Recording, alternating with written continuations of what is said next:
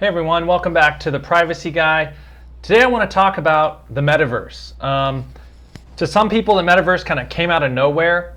To others who have been paying attention to kind of the direction that social media is heading, the direction that gaming is heading. You probably would have seen this coming. The Metaverse is nothing new. I think we've kind of been headed towards it.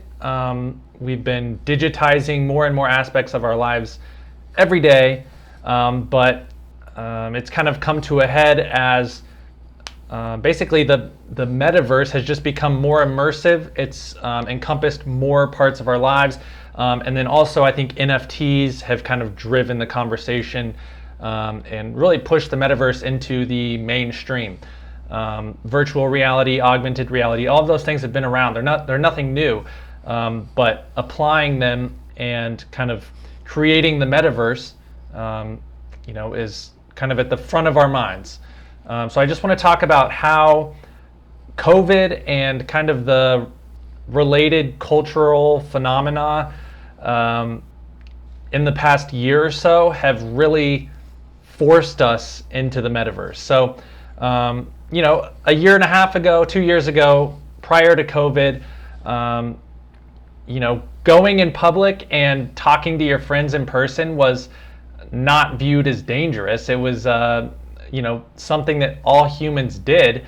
But now, thanks to COVID and other health issues, and kind of just the polarization of everyone, like going in public is almost seen as dangerous, which is a problem if you're trying to build communities and garner connections between people and their neighbors. Unfortunately, COVID has kind of driven this narrative that it's dangerous to interact with other people. It's dangerous to kind of have a discourse.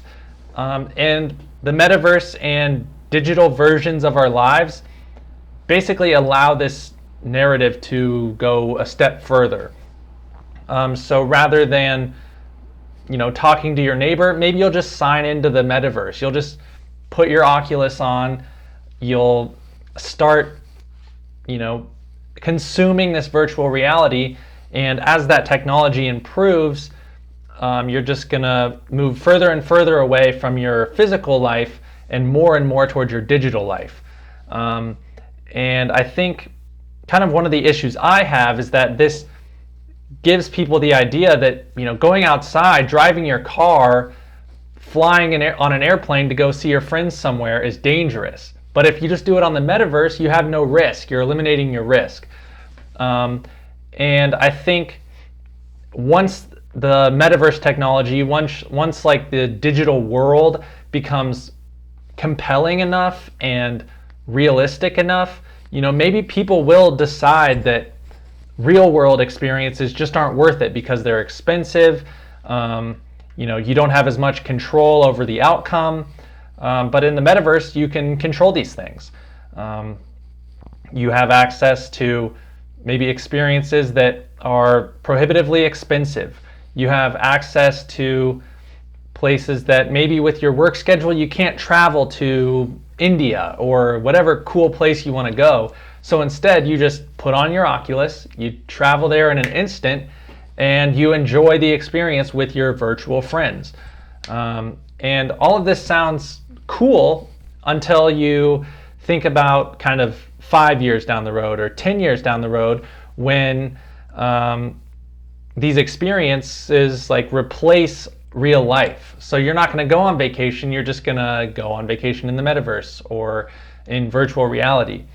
And I think that if we want to prioritize kind of the human experience that we're accustomed to, we need to be cautious at least of what direction we're heading when we kind of push the metaverse onto people, and also give power to the centralized companies that are behind the metaverse. So, we saw Facebook transition to Meta, and they're really going all in on providing a virtual experience for people.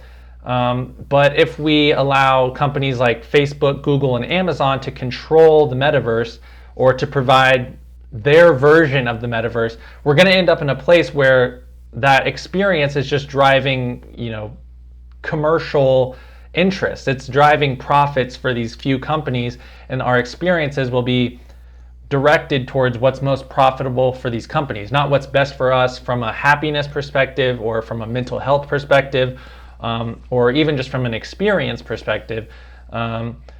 If we're just allowing kind of this centralized experience to be driven by these big players, we're not going to come out ahead. Those companies are going to come out ahead. And that's kind of my biggest concern with the metaverse and virtual reality, is just that we're going to be kind of manipulated into using the version that's best for the company and not best for us from a health perspective. So just a couple things to keep in mind. I know the metaverse is definitely still in its infancy, so I'm sure more developments will come as new technologies emerge, new versions of virtual reality are invented and created. But I just think we should pay attention to the direction we're headed and potentially where we're going to be in 5 to 10 years. So thanks for watching. I appreciate any feedback that you have. Feel free to leave a comment, like this video if you found it interesting at all. I'd really appreciate it. So thanks for tuning in, and check out more videos later this week.